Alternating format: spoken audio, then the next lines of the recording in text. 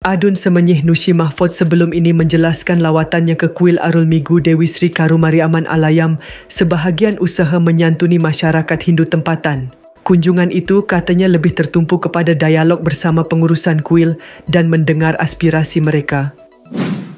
Sebagai tanda penghormatan, saya dipakaikan selendang kuning cair dan kalungan bunga simbol sambutan dan persahabatan dalam budaya masyarakat India, khususnya komuniti Tamil. Ini bukan sebahagian daripada sebarang ritual dan saya langsung tidak terlibat dalam apa-apa bentuk ibadah atau simbol keagamaan seperti postur menyembah, pemakaian tanda di dahi, menuang susu ke dalam periuk tanah atau penyertaan dalam upacara, jelasnya pada hantaran di media sosial.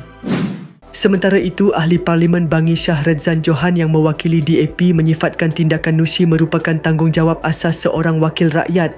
Apa yang dilakukan oleh Adun Semenyih YB Nushi Mahfudz sememangnya sebahagian daripada tanggungjawab seorang wakil rakyat. Wakil rakyat harus mewakili semua kaum dan agama, bukan hanya komunitinya sahaja. Saya berharap episod ini menoktahkan polemik yang sering dimainkan, khususnya oleh penyokong parti politik belah sana, tentang lawatan ke rumah ibadat bukan Muslim.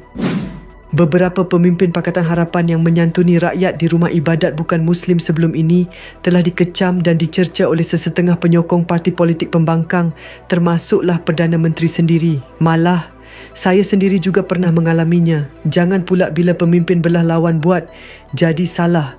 Tetapi bila pemimpin anda buat, boleh pula. Mari sama-sama kita berpolitik dengan matang, tulisnya di Facebook.